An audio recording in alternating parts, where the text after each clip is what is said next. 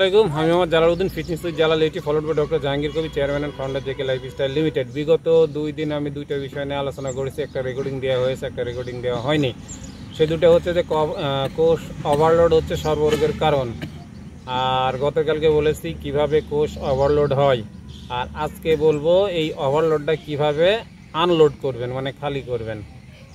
তো এই ওভারলোডটাকে ওভার মানে কি আমরা বেশি কিছু, হ্যাঁ বেশি বেশি সব কিছু বেশি বেশি কোনো কিছুই ভালো না। বেশি দৌড়ানোও ভালো না, বেশি এক্সারসাইজও ভালো না, তাহলে বেশি খাওয়াও ভালো না। তো স্যার বেশি খাইছি বলে তো আমার বেশি ওভারলোড হয়েছে। এখানে ওভারলোডটা যাবে কি করে? আমি 4-5 মিনিটে বললে অনেক ভুল থেকে যায় এর মধ্যে।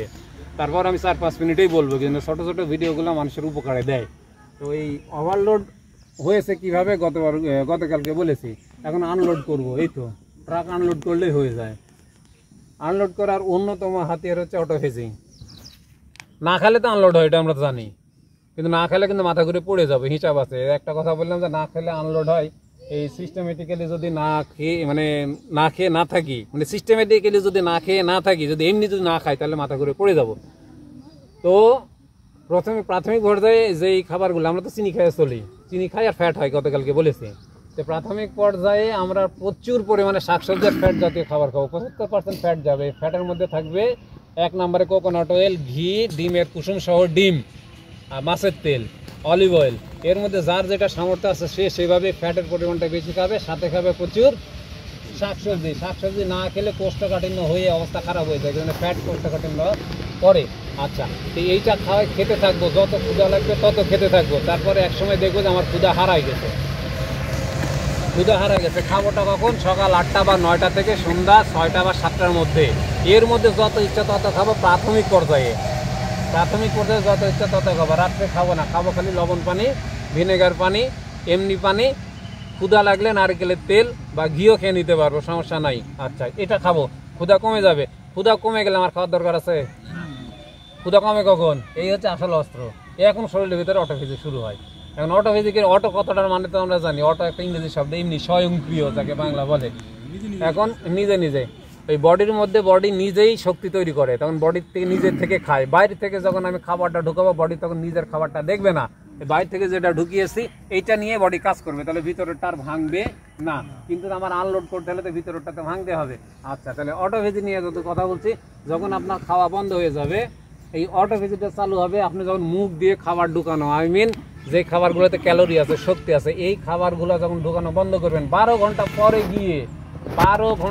গিয়ে অটোফেজি চালু হবে। কোনো ক্ষেত্রে যদি আমি সুগার একেবারে পুরো স্টপ করে রাখি, মানে কোনো সুগার ঢুকাবো না, সুগার তো চিনে ফেলেছি আমরা, তখন 7 ঘন্টা পরেও অটোফেজি চালু হতে পারে। এটা মেটাবলিজমের উপরে নির্ভর করে, যার যেমন শরীরের ক্যাপাসিটি তার সেভাবে নির্ভর করে। তখন ওই অটোফেজিটা চালু হবে, তখন শরীর নিজেই নিজেকে ভেঙে শক্তি যোগাবে, আর বাইরে থেকে কোনো খাবার চাবে না। ওই সময় যদি আমি খাবার দিই, তাহলে ভিতরে ভাঙাটা বন্ধ হয়ে যাবে। আচ্ছা, তাহলে ভিতর থেকে শক্তি যোগাবে, ওই শক্তিটাই হবে সবচাইতে বড় শক্তি, শক্তিশালী শক্তি। বাইরে থেকে যে খাবারটা দেব, এটার সাথে ভিতরের যেটা ভেঙে বডি নিজে খাবার তৈরি করবে, এটার পাওয়ার অনেক বেশি। তখন আমি খাবার একেবারে পুরো স্টপ করে দেবো, মানে ভিতরে ভাঙা শুরু হয়ে গেছে অলরেডি। এই ভাঙাটা চলবে 17 ঘন্টা, 18 ঘন্টা, 20 ঘন্টা, 24 ঘন্টা, 48 ঘন্টা, যার যেমন ক্যাপাসিটি তার তেমন। ভাইয়ের যদি শুরু হয় যাতে বহুত দিন চলবে। শাহিন ভাই তো সেই এখন পাওয়ার ব্যাংক প্রচুর আছে। এটা অটোফেজি অল্প কথাই বললাম, অটোফেজিটা চালু হবে খাবারের মাধ্যমে, এইভাবে বললাম। আরেকটা কথা, ট্রাক আনলোড করার সময়, কোষটা আনলোড করার সময় যদি না নড়াই, মানে কি, এক্সারসাইজ যদি না করি, তাহলে ওটা তো লড়বে না।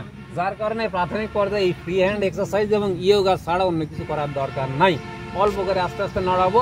আর এই যে আরেকটা কথা বললাম যে 75% ফ্যাট খাবো, এই ফ্যাটটা ভিতরে গিয়ে বডির ভিতরে যে ফ্যাট আছে ওই ফ্যাটের সাথে মিলিত হয়ে ওইটাকে গলতে সাহায্য করবে। ব্রেনকে সিনাই দিবে তোমার বডির মধ্যে এত ফ্যাট আছে, এই ফ্যাটটা গিয়ে ওই ফ্যাটের সাথে যুক্ত হয়ে যখন দেখবে যে বডি আমার ভিতরে 30 কেজি 35 কেজি করে ফ্যাট আছে, তখন বডি করে হাই সর্বনাশ, কী করছে এতদিন, কি জন্য ভিতরটা নড়ায়নি, তখন ভিতরটা হাত দিবে।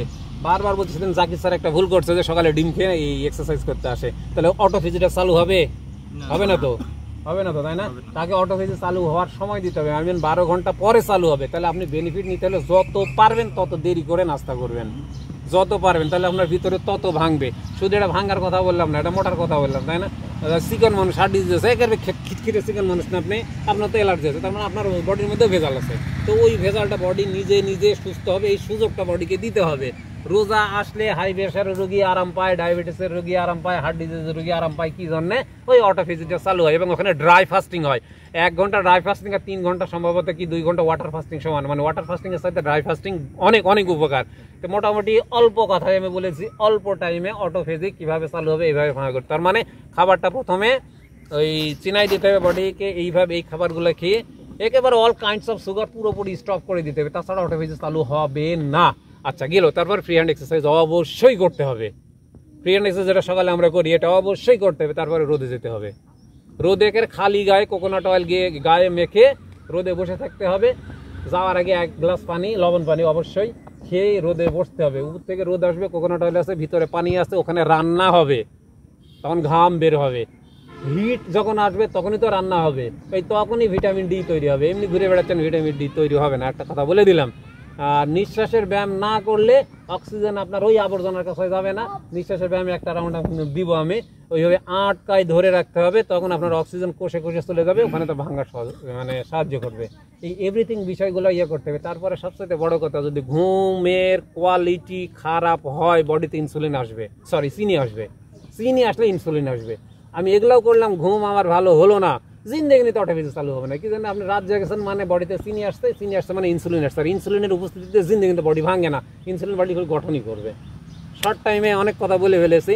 এই শর্ট ভিডিওটা যদি আপনাদের কারো কোনো কাজে লাগে মনে করেন, আপনি শোনার পরে যদি মনে করেন যে কাজে লাগছে, দিবেন শেয়ার, আপনার আত্মীয় স্বজনকে সুস্থতার কাতারে নিয়ে আসবেন। এখানে পরিধি বাড়ছে, গোটা বিশ্বে সুস্থ